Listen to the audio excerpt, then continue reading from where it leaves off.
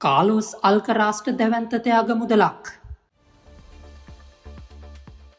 2026 ඕස්ට්‍රේලියානු විවෘතට නිශ්චූරතාවලිය දිනාගත්තේ ස්පාඤ්ඤයේ කාලොස් අල්කරාස්ය. ඔහු අතින් සර්බියාවෙන් නොවැක් ජොකොවිච් පරාජයට පත්විය.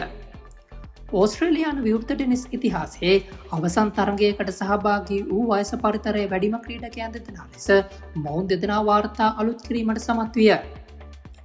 ඔවුන්ගේ වයස පරතරය අවුරුදු 16කි.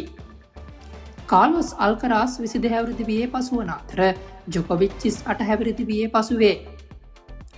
අවසන් තරගයේ ලකුණු සටහන දැක්වුණේ 2-6ක් 6-2ක් 6-3ක් සහ 4-5ක් ලෙසයි.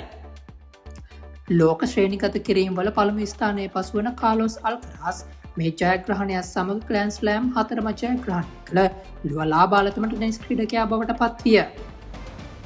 අල්කරාස්ට හිමි වුණු ත්‍යාග මුදල ඇමරිකානු ඩොලර් මිලියන 4.15කි.